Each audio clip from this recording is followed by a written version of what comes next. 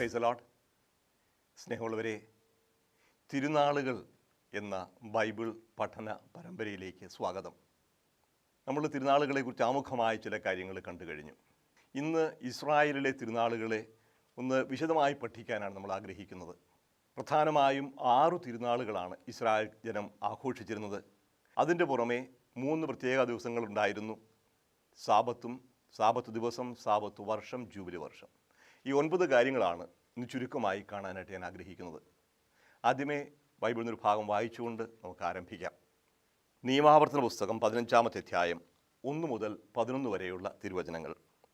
ഓരോ 7 വർഷം തികയുമ്പോഴും ഋണമോചനം നൽകണം. മോചനത്തിൻ്റെ രീതി ഇതാണ്: ആരെങ്കിലും അയൽക്കാരന് കടം കൊടുത്തിട്ടുണ്ടെങ്കിൽ അത് ഇളവ് ചെയ്യണം. അയൽക്കാരനിൽ നിന്നോ സഹോദരനിൽ നിന്നോ അത് ഈടാക്കരുത്. എന്തെന്നാൽ കർത്താവിൻ്റെ മോചനം പ്രഖ്യാപിക്കപ്പെട്ടിരിക്കുന്നു. വിദേശീയരിൽ നിന്ന് കടം ഈടാക്കിക്കൊള്ളുക. എന്നാൽ നിൻ്റേതെന്തെങ്കിലും നിൻ്റെ സഹോദരൻ്റെ കൈവശമുണ്ടെങ്കിൽ അത് ഇളവ് ചെയ്യണം. നിങ്ങളുടെ ഇടയിൽ ദരിദ്രർ ഉണ്ടായിരിക്കുകയില്ല. എന്തെന്നാൽ നിങ്ങളുടെ ദൈവമായ കർത്താവ് നിങ്ങൾക്ക് അവകാശമായി തരുന്ന ദേശത്ത് നിങ്ങൾ അവിടുത്തെ വാക്ക് കേൾക്കുകയും ഞാൻ ഇന്നു നൽകുന്ന അവിടുത്തെ കൽപ്പനകളെല്ലാം ശ്രദ്ധാപൂർവം പാലിക്കുകയും ചെയ്താൽ അവിടുന്ന് നിങ്ങളെ സമൃദ്ധമായി അനുഗ്രഹിക്കും. നിങ്ങളുടെ ദൈവമായ കർത്താവ് തൻ്റെ വാഗ്ദാനം അനുസരിച്ച് നിങ്ങളെ അനുഗ്രഹിക്കും. നിങ്ങൾ അനേകം ജനതകൾക്ക് കടം കൊടുക്കും, നിങ്ങൾ ഒന്നും കടം വാങ്ങുകയില്ല. നിങ്ങൾ അനേകം ജനതകളെ ഭരിക്കും, നിങ്ങളെ ആരും ഭരിക്കുകയില്ല. നിങ്ങളുടെ ദൈവമായ കർത്താവ് നിങ്ങൾക്ക് നൽകുന്ന ദേശത്തെ പട്ടണങ്ങളിൽ ഏതിലെങ്കിലും ഒരു സഹോദരൻ ദരിദ്രനായിട്ടുണ്ടെങ്കിൽ നീ നിൻ്റെ ഹൃദയം കഠിനമാക്കുകയോ അവന് സഹായം നിരസിക്കുകയോ അരുത്. അവൻ ആവശ്യമുള്ളത് എന്തുതന്നെയായാലും ഉദാരമായി വായ്പ കൊടുക്കണം. മോചനത്തിൻ്റെ വർഷമായ 7-ാം വർഷം അടുത്തിരിക്കുന്നുവെന്ന് നിൻ്റെ ദുഷ്ടഹൃദയത്തിൽ ചിന്തിച്ച് ദരിദ്രനായ സഹോദരനെ നിഷ്കരണം വീക്ഷിക്കുകയും അവന് ഒന്നും കൊടുക്കാതിരിക്കുകയും അരുത്. അവൻ നിനക്കെതിരായി കർത്താവിൻ്റെ സന്നിധിയിൽ നിലവിളിക്കുകയും അങ്ങനെ അത് നിനക്ക് പാപമായി തീരുകയും ചെയ്യാതിരിക്കാൻ സൂക്ഷിച്ചുകൊള്ളുക. നീ അവന് ഉദാരമായി കൊടുക്കണം, അതിൽ ഖേദിക്കരുത്. നിൻ്റെ ദൈവമായ കർത്താവ് നീ ചെയ്യുന്ന എല്ലാ ജോലികളിലും നീ ആരംഭിക്കുന്ന എല്ലാ പ്രവൃത്തികളിലും നിന്നെ അനുഗ്രഹിക്കും. ഭൂമിയിൽ ദരിദ്രർ എന്നുമുണ്ടായിരിക്കും. ആകയാൽ നിൻ്റെ നാട്ടിൽ വസിക്കുന്ന അഗതിയും ദരിദ്രനുമായ നിൻ്റെ സഹോദരന് വേണ്ടി കൈ അയച്ചു കൊടുക്കുക എന്ന് ഞാൻ നിന്നോട് കൽപ്പിക്കുന്നു. ദൈവ വചനമാണ് നാം കേട്ടത്. സ്നേഹമുള്ളവരെ, ഇസ്രായേൽ ജനം ആഘോഷിക്കാനായി ദൈവം ആവശ്യപ്പെട്ടിരുന്ന നിരവധിയായ തിരുനാളുകളെക്കുറിച്ച് പഠിക്കാനാണ് നമ്മൾ ഇന്ന് ആഗ്രഹിക്കുന്നത്. ഞാനിവിടെ വായിച്ച ഭാഗം 7 വർഷത്തിലൊരിക്കൽ ചെയ്യേണ്ട കാര്യങ്ങളെക്കുറിച്ച് പറയുന്നതാണ്. സാബത്ത് വർഷം. പക്ഷേ എല്ലാ 7-ാം ദിവസവും സാബത്താണ്. ആഴ്ചയുടെ 7-ാം ദിവസം സാബത്ത് എന്നാണ് അറിയപ്പെടുക. അപ്പോൾ സാബത്ത് ദിവസമുണ്ട്, സാബത്ത് വർഷമുണ്ട്, പിന്നെ 50-ാം വർഷം ജൂബിലി വർഷമുണ്ട്. ഇങ്ങനെ 3 പ്രത്യേക ദിനങ്ങൾ, വർഷങ്ങൾ. അതിനു പുറമെ പെസഹ, പെന്തക്കൊസ്ത, പാപപരിഹാര ദിനം, കൂടാരപ്പെരുന്നാൾ, ഇങ്ങനെ 4 രക്ഷായുദ്ധവുമായി ബന്ധപ്പെട്ട 4 പ്രധാനപ്പെട്ട തിരുനാളുകൾ. അതിനു പുറമെ ദേവാലയ പ്രതിഷ്ഠയുടെ ദിനമുണ്ട്. അതുപോലെ എസ്തേറിൻ്റെ കാലത്തുണ്ടായിരുന്ന പൂരീം തിരുനാളുണ്ട്. ഇങ്ങനെ പ്രധാന 6 തിരുനാളുകളും അതിൻ്റെ കൂടെയുള്ള 3 പ്രത്യേക ആഘോഷങ്ങളുമാണ് നമ്മൾ പരിഗണിക്കാനായിട്ട് ശ്രമിക്കുക. നമുക്ക് സാബത്തിൽ തുടങ്ങാം. സാബത്ത് ദിവസം ആഴ്ചയുടെ 7-ാം ദിവസമാണ്. 7-ാം ദിവസം വിശ്രമിക്കണം എന്ന് ഇസ്രായേൽക്കാർക്കൊരു കൽപ്പനയുണ്ട്, നിയമമുണ്ട്. ആ കൽപ്പന ഉടമ്പടിയുടെ പ്രമാണങ്ങളായ 10 പ്രമാണങ്ങളിൽ ഒന്നായി ഉൾച്ചേർത്തിട്ടുമുണ്ട്. അത് പ്രത്യേകമായി എടുത്തു പറയുന്നത് ശ്രദ്ധിക്കണം. അത് പുറപ്പാട് പുസ്തകം 20-ാമത്തെ അധ്യായത്തിൽ ഈ പ്രമാണം ഇപ്രകാരമാണ് രേഖപ്പെടുത്തുക. 8 മുതൽ 12 വരെയുള്ള വാക്യങ്ങളിൽ: സാബത്ത് വിശുദ്ധ ദിനമായി ആചരിക്കണമെന്ന് ഓർമ്മിക്കുക. 6 ദിവസം അധ്വാനിക്കുക, എല്ലാ ജോലികളും ചെയ്യുക. എന്നാൽ 7-ാം ദിവസം നിൻ്റെ ദൈവമായ കർത്താവിൻ്റെ സാബത്താണ്. അന്ന് നീയോ നിൻ്റെ മകനോ മകളോ ദാസനോ ദാസിയോ നിൻ്റെ മൃഗങ്ങളോ നിന്നോടത്ത് വസിക്കുന്ന പരദേശിയോ ഒരു വേലയും ചെയ്യരുത്. എന്തെന്നാൽ കർത്താവ് 6 ദിവസം കൊണ്ട് ആകാശവും ഭൂമിയും സമുദ്രവും അതിലുള്ളവയെ സമസ്തവും സൃഷ്ടിക്കുകയും 7-ാം ദിവസം വിശ്രമിക്കുകയും ചെയ്തു. അങ്ങനെ അവിടുന്ന് സാബത്ത് ദിനത്തെ അനുഗ്രഹിക്കുകയും വിശുദ്ധീകരിക്കുകയും ചെയ്തു. ഇങ്ങനെ ദൈവം 7-ാം ദിവസത്തെ വിശുദ്ധീകരിച്ചു. അതുകൊണ്ട് നീ 7-ാം ദിവസം വിശ്രമിക്കണം എന്ന് പുറപ്പാട് പുസ്തകത്തിൽ പറയുന്നു. ദൈവത്തിൻ്റെ സൃഷ്ടികർമ്മവുമായി ബന്ധപ്പെടുത്തി ദൈവാരാധനയ്ക്ക് വേണ്ടി മാറ്റിവെക്കേണ്ട ഒരു ദിവസമാണ് 7-ാം ദിവസം എന്ന ഒരു ധ്വനിയാണ് പുറപ്പാട് പുസ്തകത്തിലെ പ്രമാണങ്ങൾ നിന്ന് കിട്ടുക. അതേസമയം നിയമാവർത്തന പുസ്തകത്തിൽ നമ്മൾ എടുക്കുകയാണെങ്കിൽ നിയമാവർത്തന പുസ്തകം 5-ാമത്തെ അധ്യായത്തിൽ ഈ പട്ടിക വീണ്ടും വരുന്നുണ്ട്. അവിടെ പ്രത്യേകമായിട്ടും എടുത്തു പറയുന്നത് ഈ നിയമാവർത്തന പുസ്തകത്തിൽ 5-ാമത്തെ അധ്യായത്തിൽ കൊടുക്കുന്ന സാബത്ത് ആചരണത്തിൻ്റെ പ്രത്യേകത ഇതാണ്: 5-ാം അധ്യായം 12 മുതൽ 15 വരെയുള്ള വാക്യങ്ങളിൽ, നിന്റെ ദൈവമായ കർത്താവ് കൽപ്പിച്ചതുപോലെ സാബത്ത് ആചരിക്കുക, വിശുദ്ധമായി കൊണ്ടാടുക. 6 ദിവസം അധ്വാനിക്കുകയും എല്ലാ ജോലികളും നിർവഹിക്കുകയും ചെയ്തുകൊള്ളുക. എന്നാൽ 7-ാം ദിവസം നിന്റെ ദൈവമായ കർത്താവിൻ്റെ സാബത്താണ്. അന്ന് ഒരു ജോലിയും ചെയ്യരുത്. നീയോ നിന്റെ മകനോ മകളോ ദാസനോ ദാസിയോ കാളയോ കഴുതയോ മൃഗങ്ങളിൽ ഏതെങ്കിലുമോ നിന്റെ പട്ടണത്തിലുള്ള പരദേശിയോ ഒരു ജോലിയും ചെയ്യരുത്. നിന്നെപ്പോലെ തന്നെ നിന്റെ ദാസനും ദാസിയും വിശ്രമിക്കട്ടെ. നീ ഈജിപ്തിൽ ദാസനായിരുന്നുവെന്നും നിന്റെ ദൈവമായ കർത്താവ് തൻ്റെ കരുത്തുറ്റ കരം നീട്ടി അവിടുന്ന് നിന്നെ മോചിപ്പിച്ചു കൊണ്ടുവന്നുവെന്നും ഓർമ്മിക്കുക. അതുകൊണ്ട് സാബത്ത് ദിനം ആചരിക്കാൻ അവിടുന്ന് നിന്നോട് കൽപ്പിച്ചിരിക്കുന്നു. ഇവിടെ മറ്റൊരു കാരണമാണ് എടുത്തു കാണിക്കുന്നത്. സൃഷ്ടികർമ്മത്തെക്കാൾ കൂടുതലായി നീ ഈജിപ്തിൽ ദാസനായിരുന്നു. നിൻ്റെ ജനം ഇസ്രായേൽ ജനം ഈജിപ്തിൽ അടിമകളായിരുന്നു. നിങ്ങൾക്ക് നിങ്ങളുടെ ദൈവമായ കർത്താവ് ഞാനാണ് വിമോചനം നൽകിയത്, നിങ്ങളെ മോചിപ്പിച്ചത്. അതുകൊണ്ട് നിങ്ങൾ നിങ്ങളുടെ അടിമകൾക്ക് ആഴ്ചയിൽ ഒരു ദിവസം വിശ്രമിക്കാൻ അവസരം കൊടുക്കണം. 2 കൽപ്പനകളിലും 2 പട്ടികകളിലും കാണുന്ന കൽപ്പനയുടെ മുഖ്യമായ ലക്ഷ്യം ഇതാണ്: അധ്വാനിക്കുന്ന മനുഷ്യൻ ആഴ്ചയിൽ ഒരു ദിവസം വിശ്രമിക്കണം. മനുഷ്യൻ അധ്വാനത്തിൻ്റെ അടിമയായി തീരാൻ പാടില്ല. അധ്വാനിക്കണം, തീർച്ചയായിട്ടും. അധ്വാനിക്കാത്തവൻ ഭക്ഷിക്കാതിരിക്കട്ടെ എന്ന് വിശുദ്ധ പൗലോസ് പറയുന്നു. പക്ഷേ അധ്വാനം മാത്രം ലക്ഷ്യമായി പോകരുത്. അധ്വാനിക്കുന്നത് വിശ്രമിക്കാനുള്ള അവകാശമുണ്ട് എന്ന് ഉറപ്പുവരുത്തുന്നതാണ്. അപ്പോൾ ഏറ്റവും പ്രധാനപ്പെട്ടതും ആദ്യത്തേതുമായ ഈ നിയമം, സാബത്ത് നിയമം, മനുഷ്യന് അടിസ്ഥാനപരമായ ഒരു അവകാശം ഉറപ്പുവരുത്തുന്നതാണ്. അധ്വാനിക്കുന്നവന് വിശ്രമിക്കാനുള്ള അവകാശമുണ്ട്. വിശ്രമിച്ചേ മതിയാകൂ. അപ്പോൾ അതാരുടെയും ഔദാര്യമല്ല. സാബത്ത് ആചരണം തീർച്ചയായിട്ടും എല്ലാവർക്കും അവകാശപ്പെട്ടതാണ്. ദൈവം തന്നെ ഉറപ്പു നൽകുകയാണ് തൻ്റെ ഉടമ്പടിയിലൂടെ. മനുഷ്യൻ അധ്വാനത്തിൻ്റെ അടിമയാവരുത്. വിശ്രമിക്കാനുള്ള അവസരം കിട്ടണം. ഇങ്ങനെ വിശ്രമിക്കുക എന്ന് പറഞ്ഞാൽ ഒന്നും ചെയ്യാതിരിക്കുക എന്നുള്ളതല്ല. ദൈവത്തിൻ്റെ സന്നിധിയിലായിരിക്കുക, തനിക്ക് ലഭിച്ച നന്മകളെ അനുസ്മരിക്കുക, പരസ്പരം സ്നേഹിക്കാനും പങ്കുവയ്ക്കാനുള്ള അവസരമായിരിക്കുക, പ്രാർത്ഥിക്കുക. ഇപ്പോൾ സാബത്ത് ആചരണമാണ് ഏറ്റവും പ്രധാനപ്പെട്ടത്. പക്ഷേ കാലക്രമത്തിൽ ഈ സാബത്ത് ആചരണം തന്നെ വലിയൊരു ഭാരമായി മാറി. വിശ്രമിക്കണമെന്ന ആശയത്തിൽ നിന്ന് അധ്വാനിക്കരുതെന്ന് ആയിരിക്കും. ഏതെല്ലാം തരത്തിലുള്ള അധ്വാനങ്ങളാണ് വിലക്കപ്പെട്ടതെന്നൊരു ചോദ്യമുണ്ടായി. റബ്ബിമാർ, യഹൂദ നിയമജ്ഞർ അതിനെ ദീർഘമായ ചർച്ചകൾ നടത്തി. ഏതാണ്ട് 39ഓളം ജോലികൾ ചെയ്യാൻ പാടില്ലാത്തത് അവർ കണ്ടുപിടിച്ചു.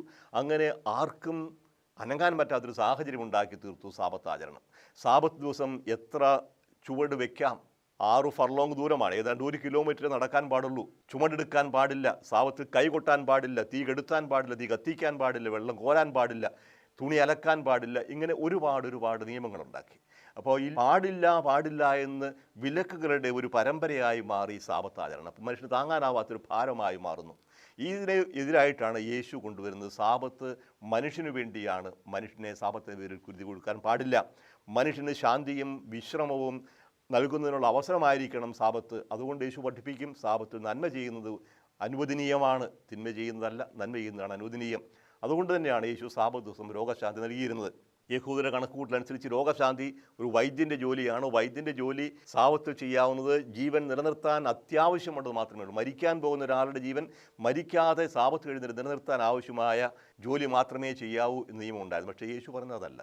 യേശു പറയുന്നത് സാബത്ത് മനുഷ്യന് വേണ്ടിയാണ്, മനുഷ്യന് വിശ്രമിക്കാൻ വേണ്ടിയുണ്ടാകും, ജീവൻ നിലനിർത്താൻ വേണ്ടി ഉള്ളതാണ്. അപ്പോൾ സന്തോഷത്തോടു കൂടി സാബത്തിൻ്റെ അർത്ഥം യേശു എടുത്തു കാണിക്കുകയാണ്. സാബത്ത് ആചരണം എങ്ങനെ ഒരു നല്ല നിയമം വികലമാക്കപ്പെടാം എന്നതിൻ്റെ ഉദാഹരണം കൂടിയാണ് സാബത്തിനെ സംബന്ധിച്ച യഹൂദരുടെ ഇടയിൽ നിലവിൽ വന്ന ഒരു ചിന്താഗതി.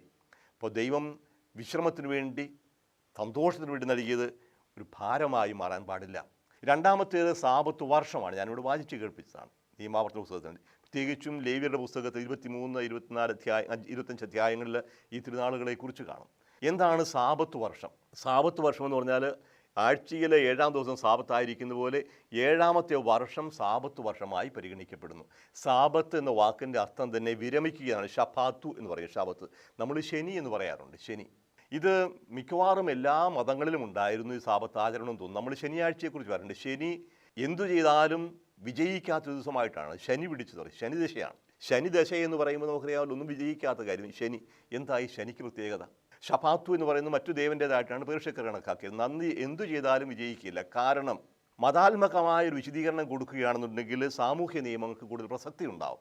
ആഴ്ചയിൽ 7-ാം ദിവസം വിശ്രമിക്കണം, ഒരു ജോലിയും ചെയ്യാൻ പാടില്ല എന്ന് പറയുന്നതിനേക്കാൾ അന്ന് ജോലി ചെയ്താൽ ഒരു ഉപകാരവും ഉണ്ടാകുകയില്ല, അത് തന്നെയല്ല ദൈവത്തിൻ്റെ കൽപ്പനയ്ക്ക് വിരുദ്ധമാകും എന്ന് പറയുകയാണെങ്കിൽ സാബത്ത് ആചരിക്കാൻ കൂടുതൽ താല്പര്യമുണ്ടാകാം. അപ്പോൾ ശനി ദശയാണെന്ന് പറഞ്ഞാൽ ശനിയിൽ ചെയ്താൽ ഒന്നും നന്നാവുകയില്ല. അതുകൊണ്ട് അധ്വാനിക്കാതിരിക്കുക. വിശദീകരണം എന്തുമാവട്ടെ, വിശ്രമമാണ് ലക്ഷ്യം. അപ്പോൾ സാപത്ത് വർഷത്തെക്കുറിച്ച് പറയുമ്പോൾ ഇതാണ്, 7ാമത്തെ വർഷം സാപത്ത് വർഷമാകണം. എന്താണ് കാരണം? ആ സാപത്ത് വർഷം അധ്വാനിക്കാൻ പാടില്ല, എന്ന് പറഞ്ഞാൽ കൃഷി ചെയ്യാൻ പാടില്ല. എല്ലാ വർഷവും ഒരേ വിളവ് തന്നെ കൃഷി ചെയ്തുകൊണ്ടിരിക്കുമ്പോൾ ഭൂമിക്കും വിശ്രമം ആവശ്യമുണ്ട്. ഇല്ലെങ്കിൽ ഭൂമിയുടെ ഫലപുഷ്ടി നഷ്ടപ്പെട്ടു പോകും. ഇങ്ങനെ ഭൂമിയുടെ ഫലപുഷ്ടി വീണ്ടെടുക്കാനായി ഒരു വർഷത്തേക്ക് തരിശിടുക എന്ന ഒരു നിയമമായിരുന്നു സാപത്തിൻ്റെ പിന്നിലുള്ളത്. ഈ സാപത്ത് വർഷം ചെയ്യേണ്ട ചില കാര്യങ്ങളെക്കുറിച്ച് കൂടി പറയും. സാപത്തിൽ കൃഷി ചെയ്യാൻ പാടില്ലെന്ന് മാത്രമല്ല, താനേ വളരുന്നവ അവയുടെ വിളവെടുക്കാൻ ഭൂമിയുടെ ഉടമയ്ക്ക് അവകാശവുമില്ല. പിന്നെ ആരെടുക്കേണ്ടത്? ഭൂമിയില്ലാത്തവൻ, സ്വന്തമായി ഭൂമിയില്ലാത്തൻ, അനാഥർ, വിധവകൾ, പരദേശികൾ, ഇങ്ങനെയുള്ളവർക്ക് സാപത്ത് വർഷം ഏത് ഭൂമിയിലും കയറി വിളവെടുക്കാനുള്ള അവകാശമുണ്ട്. സ്വന്തം ഭൂമിയിൽ നിന്ന് വിളവെടുക്കാൻ ഉടമസ്ഥന് അവകാശമില്ലതാണ്. അപ്പോൾ സാപത്ത് വർഷം ഇല്ലാത്തവർക്ക് വേണ്ടി മാറ്റിവെക്കപ്പെടുന്ന ഒരു വർഷമാണ്. കൃഷി ചെയ്യാനും വിളവെടുക്കാനും ഭൂമിക്കുള്ള വിശ്രമം, അതേസമയം ഇല്ലാത്തവന് ആഹാരം കിട്ടാനുള്ള അവസരം. രണ്ടാമത്തെ കാര്യം പറയുന്നത്, സാപത്ത് വർഷം ഇസ്രായേൽക്കാർ ആരോടെങ്കിലും ഇസ്രായേൽക്കാരനിൽ നിന്ന് കടം വാങ്ങിയിട്ടുണ്ടെങ്കിൽ, ഒരു ഇസ്രായേൽക്കാരന് കടം കൊടുത്തിട്ടുണ്ടെങ്കിൽ സാപത്ത് വർഷം ആ കടം പൂർണ്ണമായി ഇളവ് ചെയ്ത് കൊടുക്കണം. സാപത്ത് വർഷമായിട്ടും കടം തിരിച്ചടയ്ക്കാൻ അവന് സാധിക്കുന്നില്ല എങ്കിൽ പിന്നെ ആ കടം തിരിച്ച് ചോദിക്കാൻ പാടില്ല. കടം ഇളവ് ചെയ്ത് കൊടുക്കുക. സാപത്ത് വർഷം വലിയ ഇളവിൻ്റെ വർഷമാണ്. അത് ഇസ്രായേൽക്കാർ തമ്മിലുള്ള ട്രാൻസാക്ഷൻ മാത്രമേ ബാധകമാകുന്നുള്ളൂ. മറ്റുള്ളവരോട് തിരിച്ചു വാങ്ങാം എന്ന് പറയും. അതുപോലെ തന്നെ സാപത്ത് വർഷം ഇസ്രായേൽക്കാരായ അടിമകളുണ്ടെങ്കിൽ അവർക്ക് മോചനം നൽകേണ്ട അവസരമാണ്. ഒരാളെ അടിമയാക്കിയെങ്കിൽ, ഒരാൾ ഏതെങ്കിലും കാരണവശാൽ നിവൃത്തിയിലാവുന്നപ്പോൾ സ്വയം വിറ്റ് അടിമയായെങ്കിൽ 7ാം വർഷം സാപത്ത് വർഷമാകുമ്പോൾ ആ അടിമത്തം അവസാനിക്കണം. അപ്പോൾ സാപത്ത് വർഷത്തിൻ്റെ മുഖ്യമായ ഉദ്ദേശം ഈ സാമൂഹികമായ ലക്ഷ്യങ്ങളായിരുന്നു. എല്ലാവർക്കും ആഹാരം, എല്ലാവർക്കും വിശ്രമം, ഭൂമിക്ക് വിശ്രമം, സ്വാതന്ത്ര്യം, ഇത് ഉറപ്പുവരുത്തുക സാപത്ത് വർഷം. മൂന്നാമത്തേത് ജൂബിലി വർഷമാണ്. ഒരുപാട് ആഘോഷിക്കപ്പെടുന്ന ഒന്നാണ് ഇന്ന് ജൂബിലി. അർത്ഥമോ ഉത്ഭവമോ ലക്ഷ്യമോ അറിയാതെ എല്ലാം ജൂബിലി ആഘോഷിക്കുകയാണ്. നമ്മൾ ജോബേൽ എന്നൊരു പദമുണ്ട്. ജോബേൽ എന്ന് പറഞ്ഞാൽ കാഹളം, ആട്ടിൻ കൊമ്പ് എന്നാണ് അർത്ഥം. ആടിൻ്റെ കൊമ്പ് കാഹളമായിട്ട് ഉപയോഗിക്കുന്ന ആ വസ്തുവിനാണ് യോബേൽ എന്ന് പറയുക. അപ്പോൾ യോബേൽ കാഹളം മുഴക്കിക്കൊണ്ട് ആരംഭിക്കുന്നതിനാൽ അതിന് ജൂബിലി, യോബേൽ എന്ന പദത്തിൽ നിന്നാണ് ജൂബിലി വരിക. ഇപ്പോൾ കാഹള പെരുന്നാൾ എന്ന് വേണമെങ്കിൽ പറയാം. ഇത് ജൂബിലി വർഷമാകുമ്പോൾ 49 വർഷം കഴിഞ്ഞു, 50ാം വർഷമാകുമ്പോൾ ജൂബിലി വർഷമാണ്. ആ ജൂബിലി വർഷമാകുമ്പോൾ ദേശത്തുടനീളം കാഹളം മുഴക്കണം. മണിയടിക്കുക, അല്ലെങ്കിൽ പെരുമ്പറയടിക്കുക, കാഹളം മുഴക്കുക. ഇസ്രായേൽക്കാർ ചെയ്ത് കാഹളം മുഴക്കുകയാണ്. ദേശത്തുടനീളം കാഹളം മുഴക്കണം. ആ കാഹളം മുഴക്കിക്കൊണ്ട് സംഭവിക്കുന്നത് വലിയ ഒരു വിടുതൽ, വലിയ ഒരു വിമോചനം പ്രഖ്യാപിക്കലാണ്. വിമോചന വർഷം ആരംഭിച്ചിരിക്കുന്നു. ജൂബിലി വർഷത്തെക്കുറിച്ച് വളരെ വിശദമായിട്ട് ലേവ്യരുടെ പുസ്തകം 25-ാമത്തെ അധ്യായത്തിൽ കൊടുത്തിട്ടുണ്ട്. 25-ാമത്തെ അധ്യായം 8 മുതൽ അവസാനം വരെ 55 വരെയുള്ള ദീർഘമായ വിവരണമാണ് ജൂബിലി വർഷത്തെക്കുറിച്ച്. അതിൻ്റെ ചുരുക്കം ഇതാണ്. സാപത്ത് വർഷത്തിന് ശേഷമായിരുന്നു ജൂബിലി വർഷം. ജൂബിലി വർഷത്തിൻ്റെ ചുരുക്കമായിട്ട് ആദ്യമേ ചെയ്യേണ്ടത് എല്ലാ കടങ്ങളും ഇളവ് ചെയ്യുന്നു. സാപത്ത് വർഷം ഏതെങ്കിലും കാരണവശാൽ ഇളവ് ചെയ്യാൻ കിടപ്പുണ്ടെങ്കിൽ എല്ലാം ഇളവ് ചെയ്യുക. രണ്ടാമത്തേത്, ഭൂമി ആദ്യ ഉടമയ്ക്ക് തിരിച്ചു കൊടുക്കുക. ഭൂമി വിൽക്കുകയും വാങ്ങുകയും ചെയ്യാൻ പാടില്ല. ഭൂമി എൻ്റേതാണ്, നിങ്ങൾ കുടികിടപ്പുകാർ മാത്രമാണ് എന്നൊരു കാഴ്ചപ്പാട് ബൈബിളുണ്ട്. 25-ാമത്തെ അധ്യായം 23-ാമത്തെ വാക്യത്തിലാണ് ലേവ്യരുടെ പുസ്തകം. ഭൂമി എൻ്റേതാണ്, നിങ്ങൾ കുടികിടപ്പുകാർ മാത്രമാണ്. ഇപ്പോഴും ഭൂമി വിൽക്കുകയോ വാങ്ങുകയോ ചെയ്യുമ്പോൾ ഭൂമിക്ക് നിശ്ചയിക്കുന്ന വില അത് ഭൂമിയുടെ വിലയല്ല, ആ ഭൂമിയിൽ അധ്വാനിച്ച് ഉൽപ്പാദിപ്പിക്കാവുന്ന വസ്തുവിൻ്റെ വിലയാണ്. ഇപ്പോൾ ഒരു ജൂബിലി വർഷം മുതൽ അടുത്ത ജൂബിലി വർഷം വരെ 50 വർഷത്തേക്കാണ് ഒരു കാലാവധിയുള്ളത്. 49 വർഷം കഴിയുമ്പോൾ 50-ാം വർഷമാകുമ്പോൾ ഭൂമി ആദ്യ ഉടമയ്ക്ക് തിരിച്ചു കൊടുക്കണം. ഇസ്രായേലിൻ്റെ കാഴ്ചപ്പാട് ഇതായിരുന്നു. ജോഷുവയുടെ കാലത്ത് കാനാൻ ദേശം കൈയടക്കിയപ്പോൾ എല്ലാ ഗോത്രങ്ങൾക്കും ഭൂമി ഉണ്ടായിരുന്നു. എല്ലാ കുലങ്ങൾക്കും എല്ലാ കുടുംബങ്ങൾക്കും സ്വന്തമായി ഭൂമി കൊടുത്തിരുന്നു. ആ ഭൂമി അന്യാധീനപ്പെടുത്താൻ പാടില്ല. ഒരു കാരണവശാലും ഭൂമി എന്നേക്കുമായി കൈമാറ്റം ചെയ്യാൻ പാടില്ല. അതേസമയം ഏതെങ്കിലും ഒരാൾ ഏതെങ്കിലും കാരണത്താൽ, രോഗത്താലോ അലസത മൂലമോ എന്തെങ്കിലും കാരണത്താലാവട്ടെ, തൻ്റെ ഭൂമി പണയപ്പെടുത്തുകയാണെങ്കിൽ അത് ചെയ്യേണ്ടത് ഇങ്ങനെയായിരിക്കും. ഒരാൾ വസ്തു വിൽക്കുകയാണെങ്കിൽ അതിൻ്റെ വില നിശ്ചയിക്കേണ്ടത് ഇങ്ങനെയാണ്. ഇനി ജൂബിലി വർഷത്തേക്ക് എത്ര വർഷങ്ങൾ അവശേഷിച്ചിരിക്കുന്നു, അതനുസരിച്ച് അത്രയും വർഷങ്ങൾ കൊണ്ട് ഉൽപ്പാദിപ്പിക്കാവുന്ന ഉൽപ്പന്നത്തിൻ്റെ വിലയായിരിക്കും ഈ വസ്തുവിൻ്റെ വില. ഇനി 10 വർഷമേ ഉള്ളൂ എങ്കിൽ ആ 10 വർഷം കൊണ്ട് ഉൽപ്പാദിപ്പിക്കാവുന്ന തുകയായിരിക്കും ഈ വസ്തുവിൻ്റെ വിലയായിട്ട് ഞാൻ വാങ്ങുക. അത് കഴിഞ്ഞ് ഈ 10 വർഷങ്ങൾ ജൂബിലി ആകുമ്പോൾ നിരുപാധികം ഭൂമി വിട്ടുകൊടുക്കണം. ഭൂമി ആദ്യ ഉടമയ്ക്ക് തിരിച്ചു കൊടുക്കുക. എല്ലാ കടങ്ങളും ഇളവ് ചെയ്തു കൊടുക്കുക. എല്ലാ അടിമകൾക്കും വിടുതൽ നൽകുക.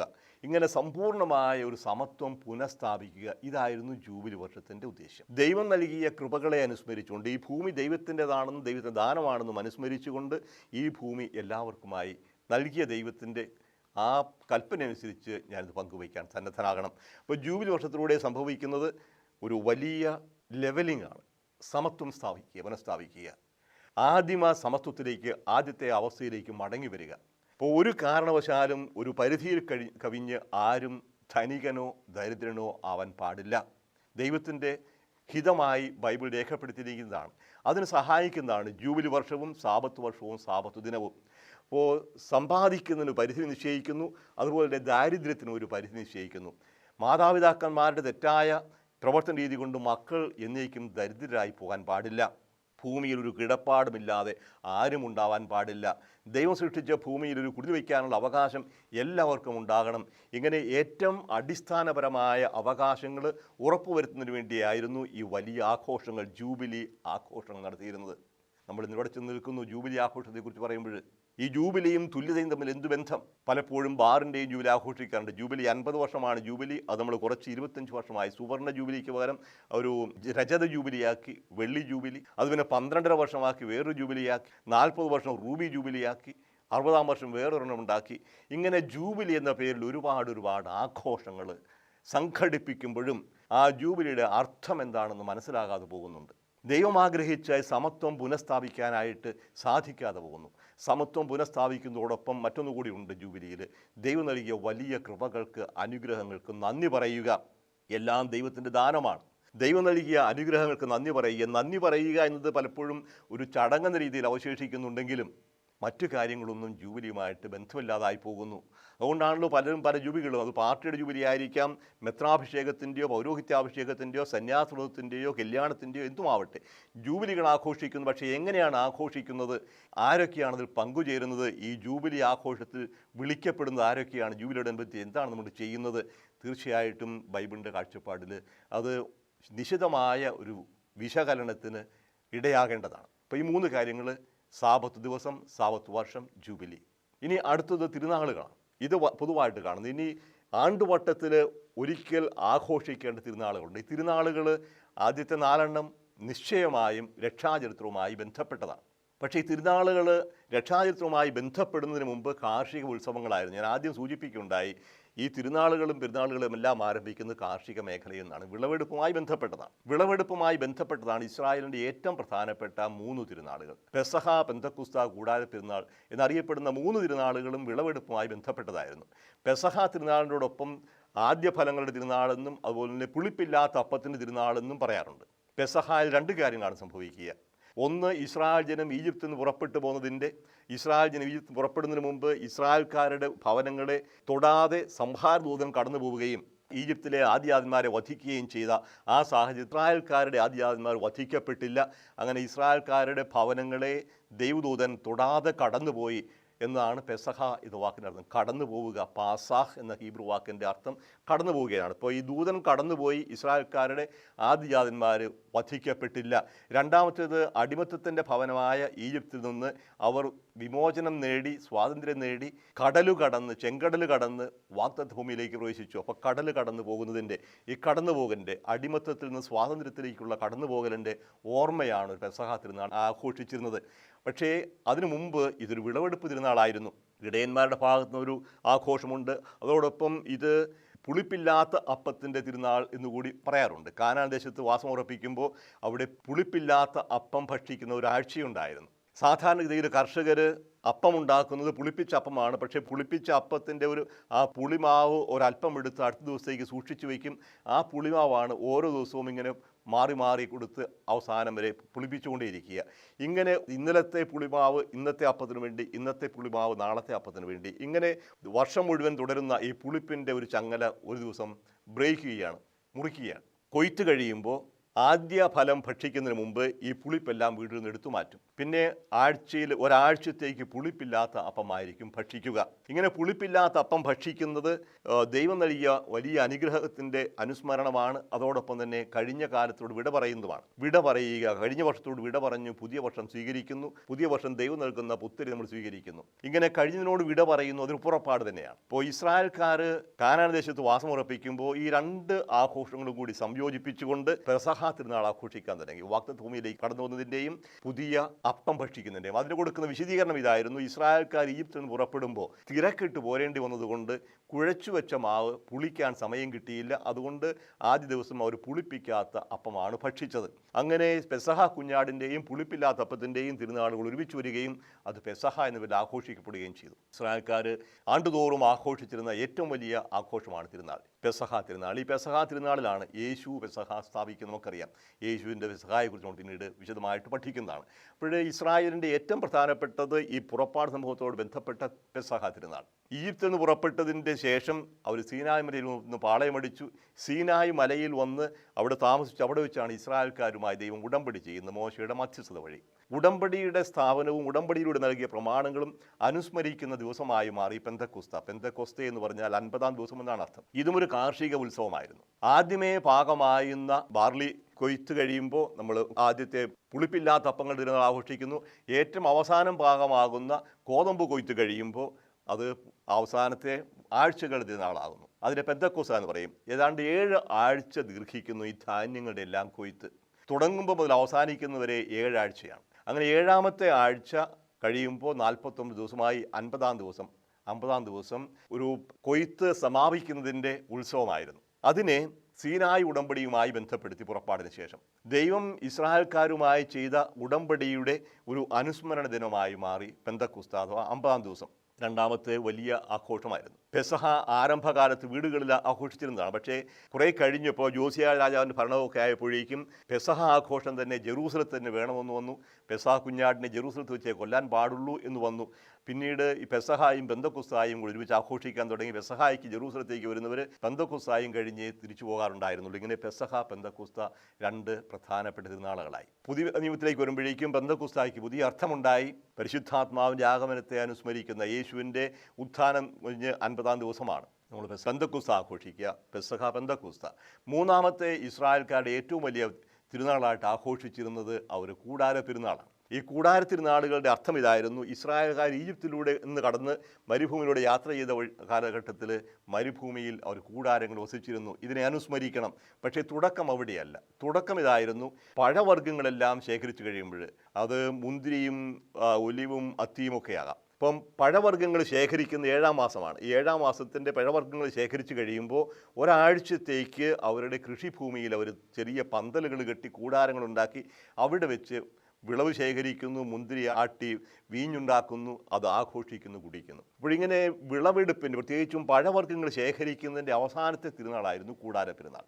പക്ഷേ അത് ഉടമ്പടിയുമായി ബന്ധപ്പെടുത്തിയപ്പോൾ ഇസ്രായേൽക്കാർ കാനാൻദേശത്തിലേക്ക് യാത്ര ചെയ്യുമ്പോൾ, മരുഭൂമിയിലൂടെ യാത്ര ചെയ്യുമ്പോൾ അവർക്ക് സ്വന്തം സ്ഥിരമായ വീടുകളുണ്ടായിരുന്നില്ല. അവർ കൂടാരങ്ങൾ വസിച്ചിരുന്നു. അതുകൊണ്ട് കൂടാര തിരുനാളുകൾ ആഘോഷിക്കണം. അതിനുവേണ്ടി വിശദമായ ചട്ടവട്ടങ്ങളൊക്കെ ഉണ്ടായി. ലേവ്യരുടെ പുസ്തകത്തിൽ അതിനെക്കുറിച്ച് കാണും. ജെറൂസലത്താണ് ആഘോഷിക്കുക. ഒരാഴ്ച ദീർഘിക്കുന്നതാണ് കൂടാര തിരുനാൾ.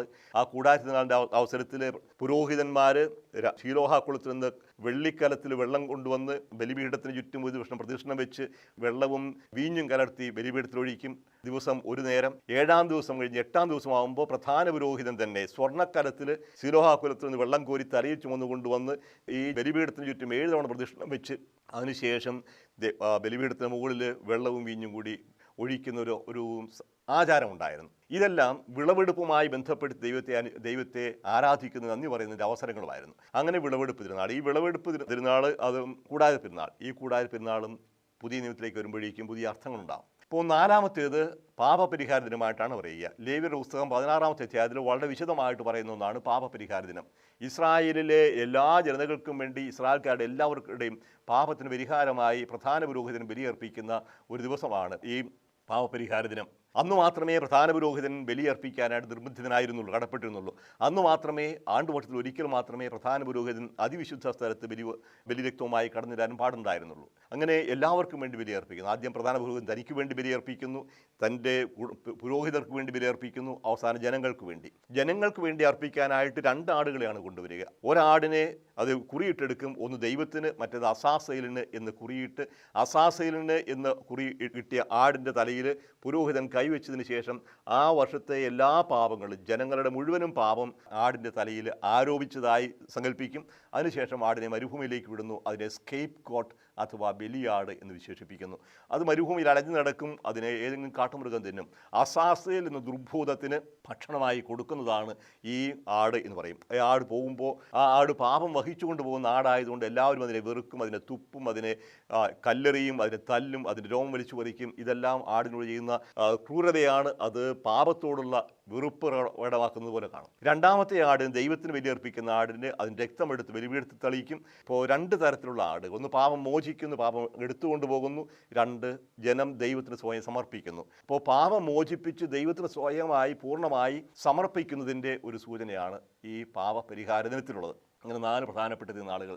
ഇനിയുള്ള 2 തിരുനാളുകൾ കൂടിയുണ്ട്. അതിൽ ഒന്ന് പൂരീം തിരുനാൾ എന്ന് പറയും. പൂരീം എന്ന് പറഞ്ഞാൽ കുറിയിട് എന്നാണ്, നറുക്ക്. ഈ നറുക്കിൻ്റെ അർത്ഥം ഇതായിരുന്നു: എസ്തേറിൻ്റെ കാലത്ത് പേർഷ്യയിൽ താമസിച്ചിരുന്ന എല്ലാ യഹൂദരെയും കൊന്നുകളയാനായിട്ട് പേർഷ്യൻ രാജാവിന് കൽപ്പനയുണ്ടായി. എസ്തേറിൻ്റെ ഇടപെടൽ വഴി അതിന് മോചനമുണ്ടായി. ഇപ്പോൾ ഇസ്രായേൽക്കാരെ എന്നാണ് കൊല്ലേണ്ടതെന്ന് നിശ്ചയിക്കാൻ വേണ്ടി കുറിയിട്ട് നിശ്ചയിച്ചിരുന്ന ഹാമാൻ്റെ സ്ഥാനത്ത് ഇസ്രായേൽക്കാർക്ക് മോചനം കിട്ടുകയും ഹാമാനെ രാജാവ് വധിക്കുകയും ഹാമാൻ്റെ ഉദ്ദേശം സഫലമാകാതിരിക്കുകയും ചെയ്തു. അതായത് ഇസ്രായേൽക്കാർക്ക് മോചനം നൽകി. കുറിയിട്ട് നിശ്ചയിച്ചിരുന്നു ഏത് ദിവസമാണ് ഇസ്രായേൽക്കാരെ എല്ലാവരെയും കൊല്ലേണ്ടിയിരുന്നത്. ആ കുറിയിട്ടതിനെ അനുസ്മരിച്ചുകൊണ്ട് എസ്തേറിൻ്റെ കൽപ്പനയുണ്ടായി. ഇസ്രായേൽക്കാരെല്ലാവരും ആണ്ടുതോറും ഈ ഒരു പൂരീം അല്ലെങ്കിൽ നറുക്കിൻ്റെ തിരുനാൾ ആഘോഷിക്കണം. സമൂലനാശത്തിന് വേണ്ടി ഒഴിഞ്ഞിട്ടിരുന്ന ആ ഒരു ദിവസം അവർ രക്ഷയ്ക്ക് വേണ്ടി ദൈവം കൊടുത്തതായി കണക്കാക്കി അങ്ങനെ പൂരീം തിരുനാൾ ആഘോഷിച്ചിരുന്നു നറുക്കിൻ്റെ. ഇനി അവസാനമായിട്ടുള്ളത് പ്രതിഷ്ഠാ തിരുനാളാണ്. പ്രതിഷ്ഠാ തിരുനാൾ എന്ന് പറയുമ്പോൾ അന്തിയോക്കസ് 4-ന്റെ ഭരണകാലത്ത് BC 167 മുതൽ 164 വരെയുള്ള കാലഘട്ടത്തിൽ ഇസ്രായേലിൽ വലിയ മതപീഡനമുണ്ടായി. ആ മതപീഡന കാലത്ത് ജെറൂസലം ദേവാലയത്തിൽ സെയൂസിൻ്റെ വിഗ്രഹം പ്രതിഷ്ഠിക്കുകയും അവിടെ പന്നിമാംസം ബലിയർപ്പിക്കുകയും ചെയ്തു. ഇപ്രകാരം അശുദ്ധമാക്കപ്പെട്ട ദേവാലയം യൂദാസ് മക്കബെയൂസിൻ്റെ നേതൃത്വത്തിൽ തിരിച്ചെടുക്കുകയും വിശുദ്ധീകരിച്ച് പ്രതിഷ്ഠിക്കുകയും ചെയ്തു. അങ്ങനെ ദേവാലയം പുനഃപ്രതിഷ്ഠിച്ചതിൻ്റെ ഓർമ്മയാണ് അവർ ആചരിച്ചുകൊണ്ടിരുന്നത്. ഇങ്ങനെ ദേവാലയ പ്രതിഷ്ഠ ആദ്യത്തേത് 3 തിരുനാളുകൾ മുഖ്യമായും രക്ഷാചരിത്രവുമായി ബന്ധപ്പെട്ടതാണ്. അതുപോലെ തന്നെ ഈ പാപപരിഹാര ദിനം എല്ലാവർക്കും രക്ഷ നൽകുന്നതിൻ്റെ ഓർമ്മയായിരുന്നു. അതുപോലെ നറുക്കെടുപ്പ് ദൈവം നൽകിയ രക്ഷയെ അനുസ്മരിക്കുന്നു. പ്രതിഷ്ഠയുടെ തിരുനാൾ നമ്മളെല്ലാവരും ദേവാലയം ആയി പ്രതിഷ്ഠിക്കപ്പെടുന്നു. ഇങ്ങനെ ഇസ്രായേലിൻ്റെ എല്ലാ തിരുനാളുകളും ദൈവാരാധനയും സാമൂഹ്യനീതിയും ഉറപ്പുവരുത്തുന്ന ഒന്നായിരുന്നു. എല്ലാവരും തുല്യരായി കണക്കാക്കുക, എല്ലാവരും പരസ്പരം സഹോദരങ്ങളായിരിക്കണം, ആ സാഹോദര്യത്തിൽ വളരണം, നന്ദിയോട് ജീവിക്കണം. ഇതായിരുന്നു തിരുനാളുകൾ. പക്ഷേ ഈ തിരുനാളുകൾക്ക് എന്ത് സംഭവിച്ചു നമ്മൾ പിന്നീട് കാണും. പ്രവാചകന്മാരുടെ ഉണ്ടാകുന്ന പ്രതിഷേധങ്ങൾ നമ്മൾ അടുത്ത തവണ ചർച്ചാ വിഷയമാക്കുന്നതാണ്. നമുക്ക് ഒരു ദിവസം പ്രാർത്ഥിക്കാം. കാരുണ്യവാനും സ്നേഹനിധിയുമായ ദൈവമേ, അങ്ങയുടെ അനന്തമായ സ്നേഹം ഈ ചരിത്രത്തിലുള്ള ഇടപെടലുകളിലൂടെ ഞങ്ങൾക്ക് അവിടുന്ന് വെളിപ്പെടുത്തി തരികയായിരുന്നു. അതിൻ്റെ അനുസ്മരണങ്ങളാണല്ലോ തിരുനാൾ ആഘോഷങ്ങളിലൂടെ അവിടുന്ന് ആവശ്യപ്പെട്ടത്. അങ്ങ് തന്നെ കൽപ്പിച്ചതാണ്. അങ്ങയുടെ വലിയ വിമോചന പ്രവർത്തനങ്ങൾ ഞങ്ങൾ അനുസ്മരിക്കണം. ഞങ്ങൾ നന്ദിയുള്ളവരായിരിക്കണം, പരസ്പരം സ്നേഹിക്കുന്നവരാകണം, അങ്ങയുടെ സ്നേഹം അനുഭവിച്ചറിയുന്നവരാകണമെന്ന് ഈ വലിയ കൃപയ്ക്ക് കർത്താവേ ഞങ്ങൾ നന്ദി പറയുന്നു. അങ്ങ് ഞങ്ങൾക്ക് നൽകിയ വലിയ വിമോചനത്തെ ഓർത്ത് ഞങ്ങൾ അങ്ങേ സ്തുതിക്കുന്നു, അങ്ങേക്ക് നന്ദി പറയുന്നു. ഞങ്ങൾ അങ്ങേക്ക് വിലപ്പെട്ടവരാണെന്നും അങ്ങയുടെ സന്നിധിയിൽ ഞങ്ങളെല്ലാവരും ഒരുപോലെ സഹോദരങ്ങളും വിലപ്പെട്ടവരുമാണെന്ന ബോധ്യത്തോടുകൂടി അങ്ങ് ഞങ്ങളെ സ്നേഹിക്കുന്ന ബോധ്യത്തോടുകൂടി സന്തോഷത്തോടെ ജീവിക്കാനുള്ള കൃപ ഞങ്ങൾക്കെല്ലാവർക്കും ദാനം ചെയ്യണമേ. ഞങ്ങൾ തിരുനാളുകൾ ആഘോഷിക്കുമ്പോൾ അങ്ങേക്ക് ഞങ്ങളുള്ള വലിയ സ്നേഹം അനുസ്മരിക്കാനും അത് അനുഭവിക്കാനും ഉള്ള കൃപ ഞങ്ങൾക്ക് പ്രദാനം ചെയ്യണമേ. നിത്യം പിതാവും പുത്രനും പരിശുദ്ധാത്മാവുമായ സർവേശ്വര